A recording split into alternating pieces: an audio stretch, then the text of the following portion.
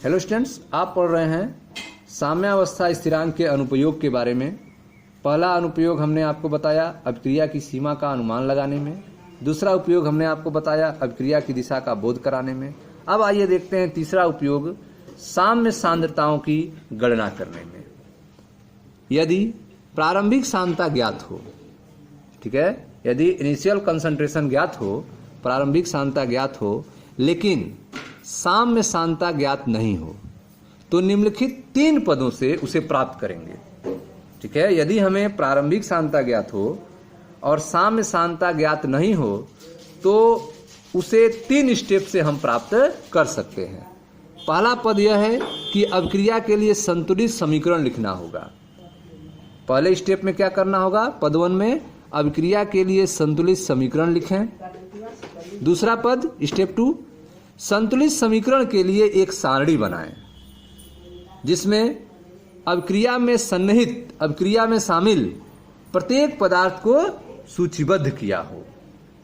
ठीक है, दूसरे स्टेप में संतुलित समीकरण के लिए एक सारणी बनाएं जिसमें अभिक्रिया में शामिल प्रत्येक पदार्थ को सूचीबद्ध किया हो। प्रारंभिक सांद्रता, साम्यावस्था पर जाने के लिए सांद्रता में परिवर्तन और साम्यावस्था सांद्रता, इन तीनों को आपको सारणी में दिखाना है। प्रारंभिक सांद्रता, साम्यावस्था पर जाने के लिए सांद्रता में परिवर्तन और साम्यावस्था सांद्रता।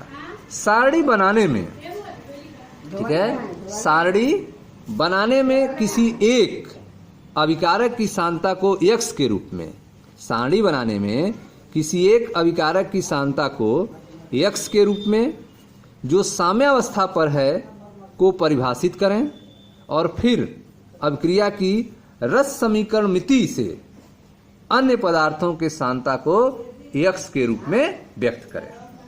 ठीक है, तो सारणी बनाने में किसी एक अभिकारक की सांद्रता को आपको x मान लेना होगा। किसी एक अभिकारक की सांद्रता को क्या मान लेना होगा? x मान लेना होगा जो साम्यावस्था पर है को परिभाषित करना होगा और फिर अभिक्रिया की रस समीकरण मिति से 2 है तो 2x, 3 है तो 3x, 1 है तो 1x। ठीक है, अभिक्रिया की रस समीकरण मिति से अन्य पदार्थों के सांद्रता को x के रूप में व्यक्त करना होगा। सांद्रता घट रही है तो 1 - x, 2 - x। ठीक है, यह दूसरा स्टेप है। तीसरा स्टेप पद 3, x को हल करने के लिए, x का मान निकालने के लिए साम्य समीकरण में साम्य सांद्रताओं को प्रतिस्थापित करते हैं। x को हल करने के लिए साम्य समीकरण में साम्य सांद्रताओं को प्रतिस्थापित करते हैं। यदि आपको वर्ग समीकरण हल करना है, यदि आपको वर्ग समीकरण हल करना है तो वह गणितीय हल चुने जिसका रासायनिक अर्थ हो। ठीक है, यह तीसरा स्टेप है। चौथा स्टेप, परिकलित मान के आधार पर साम्य सांद्रताओं की गणना करें। जो परिकलित मान है उसके आधार पर साम्य सांद्रताओं की गणना करें। पांचवा पद है, इन्हें साम्य समीकरण में प्रतिस्थापित कर अपने परिमाण की जांच करें। ठीक है, इन्हें साम्य समीकरण में प्रतिस्थापित कर अपने परिमाण की जांच करें। ठीक है, यह 5 स्टेप है जिससे साम्य सांद्रताओं की गणना किया जाता है साम्य स्थिरांक की मदद से। पहले क्या क्या करेंगे? तो पहला स्टेप आप देख रहे हैं कि यदि प्रारंभिक सांद्रता ज्ञात हो लेकिन साम्य सांद्रता ज्ञात नहीं हो तो निम्नलिखित 3 पदों में, ठीक है, हम प्राप्त करेंगे। पहला पद यह है कि अभिक्रिया के लिए संतुलित समीकरण लिखेंगे। दूसरे पद में संतुलित समीकरण के लिए एक सारणी बनाएं जिसमें अभिक्रिया में सन्निहित पदार्थ, प्रत्येक पदार्थ को सूचीबद्ध किया गया हो। प्रारंभिक सांद्रता के रूप में, साम्यावस्था पर जाने के लिए सांद्रता में परिवर्तन और साम्यावस्था सांद्रता के रूप में। सारणी बनाने में किसी एक अभिकारक के सांद्रता को x के रूप में जो साम्यावस्था पे हो को परिभाषित करें और फिर अभिक्रिया के रस समीकरण मिति से अन्य पदार्थों की सांद्रता को x के रूप में व्यक्त करें। पद 3, x को हल करने के लिए साम्य समीकरण में साम्य सांद्रताओं को प्रतिस्थापित करते हैं। यदि आपको वर्ग समीकरण हल करना है तो गणितीय हल चुनें जिसका रासायनिक अर्थ हो। परिकलित मान के आधार पर साम्य सांद्रताओं की गणना करें। इन्हें साम्य समीकरण में प्रतिस्थापित कर अपने परिमाण की जांच करें।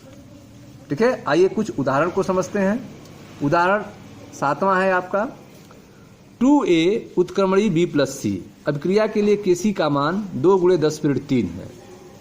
दिए गए समय में, ठीक है, दिए गए समय में अभिक्रिया मिश्रण का संगठन एक्टिव मास ऑफ A बराबर एक्टिव मास ऑफ B बराबर एक्टिव मास ऑफ C बराबर है 3 × 10⁻⁴ मोलर। तो सबकी मोलर सांद्रताएं बराबर हैं। अभिक्रिया कौन सी दिशा में अग्रसित होगी? तो अभिक्रिया की दिशा हम अभिक्रिया भागफल से निकालते हैं। तो अभिक्रिया के लिए अभिक्रिया भागफल QC बराबर क्या होगा? तो active mass of B into active mass of C upon active mass of A power 2 होगा। ठीक है, अब इसमें वैल्यू पुट करें सबकी। तो जब आप वैल्यू पुट करेंगे तो यह हो जाएगा आपका एक्टिव मास ऑफ A बराबर एक्टिव मास ऑफ B बराबर एक्टिव मास ऑफ C, जिसकी वैल्यू 3 × 10⁻⁴ मोलर है। तो QC बराबर मान रखें एक्टिव मास ऑफ B का 3 × 10⁻⁴, एक्टिव मास ऑफ C का 3 × 10⁻⁴ अपान एक्टिव मास ऑफ A के स्क्वायर अर्थात 3 × 10⁻⁴ का स्क्वायर। सॉल्व करेंगे तो 1 आ जाएगा। अब यहाँ पे आप देख रहे हैं कि QC लेस देन KC है। QC लेस देन KC है क्योंकि KC का मान 2 × 10⁻³ है। KC का मान 2 × 10⁻³ है। यहाँ पे आप देख रहे हैं QC का मान अधिक आ रहा है, 1 आ रहा है, और KC का मान 1 से कम है, 2 × 10⁻³ है। अर्थात QC जो है वो ग्रेटर देन KC है। QC जो है वो ग्रेटर देन KC है, इसलिए अभिक्रिया जो है विपरीत दिशा में अग्रसित होगी। जब QC ग्रेटर देन KC होता है तो अभिक्रिया दाएं से बाईं ओर अग्रसित होगी, अर्थात विपरीत दिशा में अग्रसित होगी। एक दूसरा उदाहरण देखते हैं। 13.8 ग्राम N2O4 को 13.8 ग्राम N2O4 को 1 लीटर पात्र में रखा जाता है। तो इस प्रकार साम्य स्थापित होता है N2O4 गैस उत्क्रमणी 2NO2 गैस। यदि साम्यावस्था पर कुल दाब 9.15 बार पाया गया तो Kc Kp तथा साम्यावस्था पर आंशिक दाब की गणना कीजिए। ठीक है, Kc Kp और साम्यावस्था पर आंशिक दाब की गणना कीजिए। 13.8 ग्राम N2O4 है, 1 लीटर पात्र है, और यह साम्य स्थिरांक व्यंजक, यह समीकरण दिया गया है N2O4 गैस उत्क्रमणी 2NO2 गैस। ठीक है, अब आप जानते हैं कि P बराबर nRT होता है। P बराबर क्या होता है? nRT होता है। कुल आयतन जो है प्रश्न में दिया गया है V बराबर 1 लीटर। कुल आयतन V बराबर क्या दिया गया है? 1 लीटर। अणुभार जो होगा N2O4 का वह 92 ग्राम। N2O4 का अणुभार कितना हो जाएगा? 92 ग्राम। गैस के मोल कितने हो जाएंगे? भार बटे अणुभार। भार प्रश्न में दिया है 13.8 ग्राम और अणुभार 92 ग्राम। तो गैस के मोल निकल गए 0.15। गैस के मोलों की संख्या कितनी हो गई? 0.15 भार बटे अणुभार से। गैस स्थिरांक R का मान होता है 0.083 बार लीटर पर मोल पर केल्विन। ताप जो है 400 केल्विन है। P बराबर nRT मान रखें। P V का मान 1 लीटर, N का मान 0.15 मोल जो है आपका, R का मान 0.083 और T का मान 400 केल्विन। सॉल्व करेंगे P का मान आ जाएगा 4.98 बार। अब आते हैं समीकरण पे। समीकरण है आपका N2O4 उत्क्रमणी 2NO2। प्रारंभ में जो दाब है N2O4 का वह है 4.98 बार। प्रारंभ में NO2 का कोई दाब नहीं होगा, 0 होगा। ठीक है, साम्य अवस्था पर हम अब x मानेंगे, जैसा नियम हमने आपको बताया है। साम्य पर इसका क्या होगा? 2, इस रस समक्रमणति 2 है तो इसका 2x बार हो जाएगा। ठीक है, और इसका क्या हो जाएगा? 4.98 माइनस x बार हो जाएगा। प्रारंभ में N2O4 का दाब जो है 4.98 बार है और NO2 का 0 है, और साम्य पर क्या होगा? तो 4.98 माइनस x बार इसका हो जाएगा और 2x बार इसका हो जाएगा। अतः साम्य पर P कुल कितना हो जाएगा? टोटल दाब कितना हो जाएगा? तो आंशिक दाब N2O4 का प्लस आंशिक दाब NO2 का, दोनों ऐड करना पड़ेगा। तो साम्य पर P कुल टोटल दाब जो होगा 9.15 टोटल दाब बराबर, ठीक है, PnO4 का दाब कितना है, तो 4.98 माइनस एक्स है, और PnO2 का दाब कितना होगा, 2x है। ठीक है, यह हो गया आपका। अब आप ध्यान दें कि यहां पे x का मान निकालेंगे। ठीक है, साम्य पर 9.15 बराबर 4.98 माइनस एक्स बराबर प्लस 2x।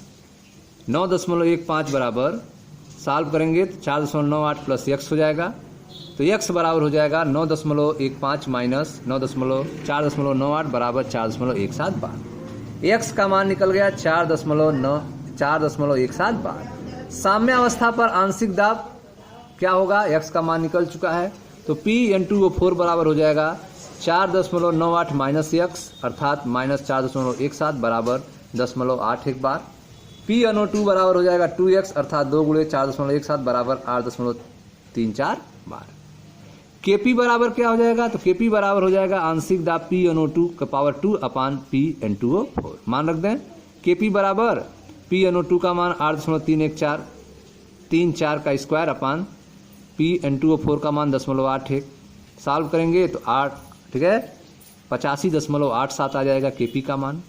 अब आप समीकरण जानते हैं Kp बराबर Kc RT पे पावर डेल्टा n होता है, तो Kp का मान 85.87 बराबर Kc RT, R का मान 0.083, T का मान 400 पावर 1 हो जाएगा डेल्टा n का मान। सॉल्व करेंगे तो Kc का मान आ जाएगा 2.586 अर्थात लगभग 2.6। ठीक है, तो इस तरह से इसको सॉल्व करेंगे। अगला जो है आपका वह है 7.9।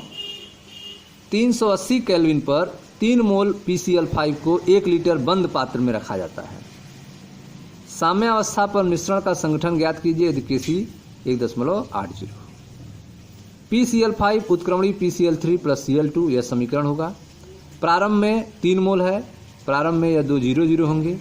मान लीजिए PCl5 के प्रति मोल में से x मोल वियोजित होता है, x मोल वियोजित होता है, तब साम्य पर यह 3 माइनस x हो जाएगा, यह x हो जाएगा और यह x हो जाएगा। ठीक है, उस समय Kc बराबर क्या हो जाएगा, तो active mass of PCl3 into active mass of Cl2 upon active mass of PCl5। Value आप रख सकते हैं। ठीक है, तो Kc का मान जो है 1.8 प्रश्न में दिया हुआ है, और PCl3 Cl2 का x है तो x स्क्वायर अपान PCl5 का है 3 माइनस x। इसको आप सॉल्व करें तो x square plus 1.8x minus 5.4 बराबर 0। ठीक है, तो x बराबर, ठीक है, अब इसको आप सॉल्व करें, minus b plus minus under root b square minus 4ac बटा 2a। सॉल्व करेंगे तो x का मान आएगा 1.59। ठीक है, तो PCl5 की सांता होगी 3 माइनस एक्स अर्थात 3 माइनस 1.59 1.41 हो जाएगा। PCl5 और Cl2 की सांता x है जो कि 1.59 मोलर होगा। ठीक है स्टूडेंट्स, तो यह था आपका तीसरा यूज। मिलते हैं नेक्स्ट वीडियो में जहां चर्चा किया जाएगा अगले टॉपिक की। Thank you.